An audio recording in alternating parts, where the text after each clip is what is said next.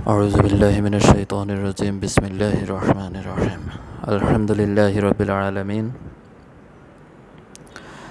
আজকে আমরা কোরআনের অত্যন্ত গুরুত্বপূর্ণ একটা নির্দেশনা দেখব যেটা মুমিনদের জন্য অতি গুরুত্বপূর্ণ। এটা হচ্ছে সূরা মাইদা সূরা নাম্বার 5 আয়াত নাম্বার 28, 29, 30। এখানে মহান আল্লাহ তাআলা আদম আলাইহিস সালামের দুই পুত্রের ঘটনা উল্লেখ করেছেন, যারা দুজন কোরবানি করেছিল। একজনের কোরবানি কবুল হলো, অপরজনেরটা কবুল হয়নি। তখন সে বলল, আমি তোমাকে অবশ্যই হত্যা করব। সে বলল, আল্লাহ ধর্মবিরোধের পক্ষ থেকেই তো গ্রহণ করেন।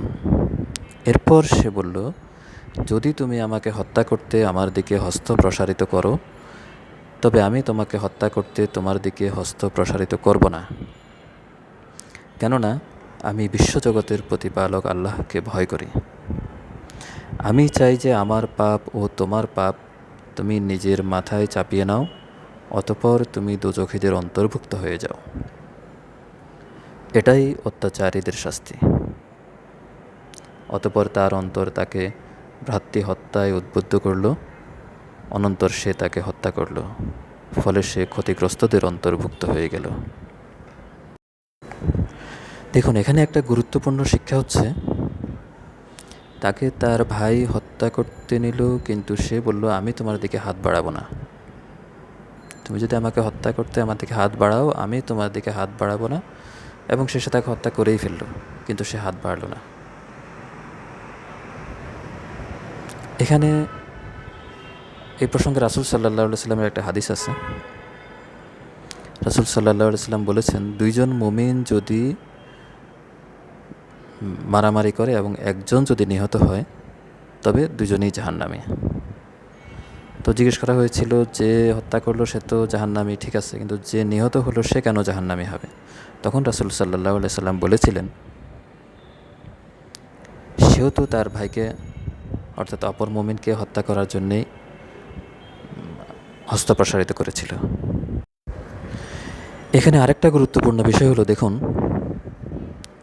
তাকে একজন ঘোষণা দিয়ে হত্যা করতেছে, অথচ সে বলতেছে, আমি তোমার দিকে হাত বাড়াবো না। এটা একজন মুমিনের অনেক বড় গুণের পরিচয় দিলেন আল্লাহ তাআলা এখানে। অর্থাৎ মুমিন যে কোনো পরিস্থিতিতে সে তার কর্তব্য সম্পর্কে সচেতন থাকবে, সে তার বিবেককে জাগ্রত রাখবে, তার বিবেক বিসর্জন দিয়ে সে কিছুই করবে না। এখানে আদম আলাইহিস সালামের যে পুত্র নিহত হয়েছেন, তিনি কিন্তু বিবেক দিয়েই বেঁচে গিয়েছেন। তিনিও যদি এই মুহূর্তে বিচলিত হয়ে যেতেন, তিনিও যদি তার দিকে হস্ত প্রসারিত করতেন, তাহলে কিন্তু রাসূল সাল্লাল্লাহু আলাইহি সাল্লামের ওই হাদিসের ঘটনাটাই ঘটতে পারত, দুজনেই জাহান্নামী হয়ে যেতে পারত। সো তিনি এই অন্তিম মুহূর্তে, অতি ক্রুশিয়াল মুহূর্তেও তিনি কিন্তু তার বিবেককে জাগ্রত রেখেছেন। এটা এখানে একটা মহান শিক্ষা আসলে।